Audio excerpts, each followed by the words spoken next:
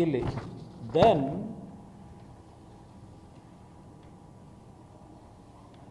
ಇಪ್ಪತ್ತಾರು ಮೂರಕ್ಕೆ ಈ cabinet sub committee cabinet sub committee of commission ಈ ಪ್ರಪೋಸಲ್ಗಳೇನು ಕೊಟ್ಟಿರ್ತಾರೆ ಅದನ್ನೆಲ್ಲ ಅಪ್ರೂವ್ ಮಾಡ್ತಾರೆ. ದೆನ್ ಕಾರ್ಯದರ್ಶಿಯವರು 18/5/24ಕ್ಕೆ ಈ DPRಗೆ ಒಂದು ಪತ್ರ ಬರೀತಾರೆ.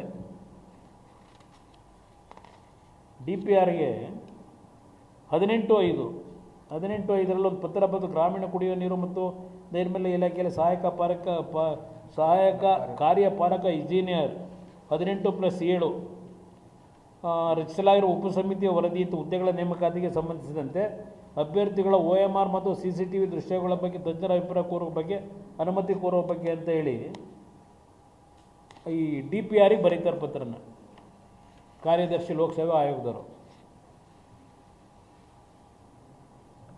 ಈ 25/6 ಯಾವುದು 18 27/6ರಲ್ಲಿ DPRಗೆ ಬರೆದ್ರಲ್ಲ, ಅದಕ್ಕೆ 25/6ಕ್ಕೆ ಮತ್ತೆ 27/5ಕ್ಕೆ ಬರೆದ್ರು. 25/6ಕ್ಕೆ secretary forwarded original OMR and available carbon copies etcetera in a sealed cover to FSL. ಅಂದರೆ 25/6ಕ್ಕೆ FSLಗೆ ಸೀಲ್ಡ್ ಕವರಲ್ಲಿ ಇದನ್ನೆಲ್ಲ ಕಳಿಸ್ತಾರೆ. ಶೀಘ್ರ ವರದಿ ನೀಡುವಂತೆ ತಮ್ಮನ್ನು ಕೋರಲು ನಿರ್ದೇಶಿಸಲ್ಪಟ್ಟಿರುತ್ತೇನೆ ಅಂತ ಆಯಿತು, ಕಳಿಸಿದ್ರು FSLಗೆ. ದೆನ್ FSLದು report relating to video files ಇದೆಯಲ್ಲ, ಇಲ್ಲಿ ಏನಾಗುತ್ತೆ, ಈ ನಮ್ಮ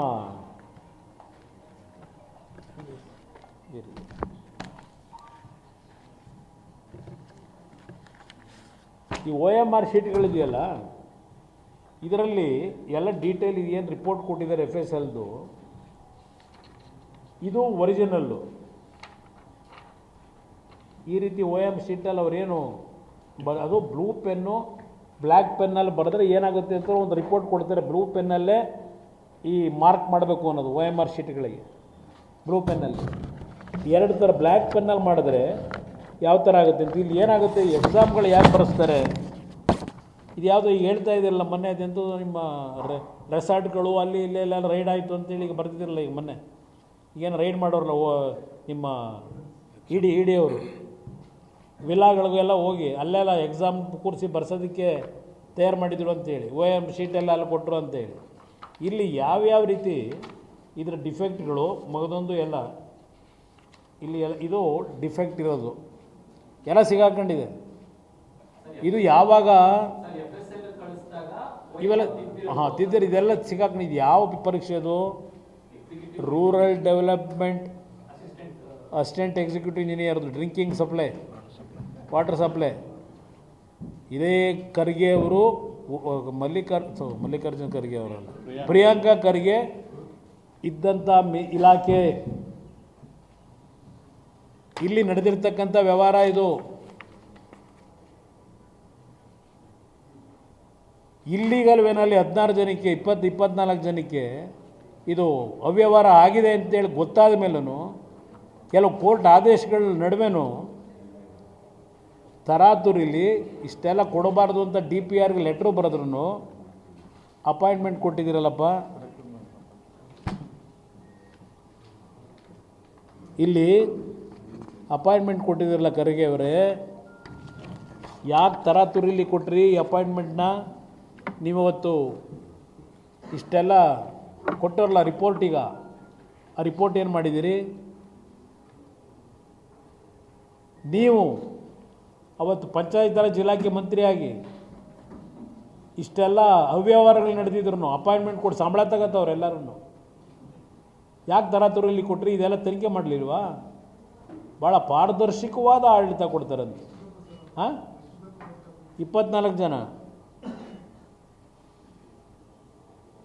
ಅಸಿಸ್ಟೆಂಟ್ ಎಕ್ಸಿಕ್ಯೂಟಿವ್ ಇಂಜಿನಿಯರ್ಗಳನ್ನ ಸೆಲೆಕ್ಷನ್ ಮಾಡಿದ್ರಲ್ಲ, ನಿಮ್ಮ KITಲಿ ಏನು ಆದೇಶ ಆಯಿತು, ಹೈಕೋರ್ಟಲ್ಲಿ ಏನು ಆದೇಶ ಆಯಿತು? ಹೈಕೋರ್ಟಲ್ಲಿ ಹೇಳ್ತಾರೆ CBI ಕೊಡಬೇಕು ಇದನ್ನು ಅಂತೇಳಿ.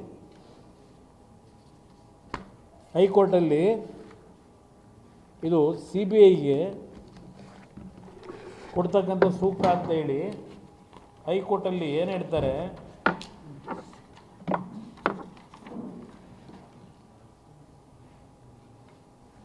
Mr. Lakshminarayan and Bhagwan, learned senior advocates appearing for the petitioner, insist that the investigation should be handed to the CBI and not to any state agencies.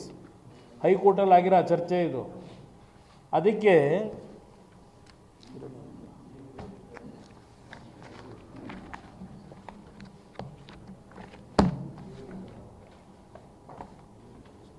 ಇಲ್ಲಿ oral order in the high court of Karnataka, all parties to these proceedings are put to notice that court may explore the possibility of entrusting investigation to the Central Bureau of Investigation established under the Delhi Special Police Establishment Act 1946. We request P. Prasanna Kumar, learned standing counsel for CBI, NIA, to graciously be available in the court hall when these proceedings are taken up for hearing, so that if any urgent information is required or immediate action needs to be taken, time may not be wasted in accomplishing the avoidable formalities.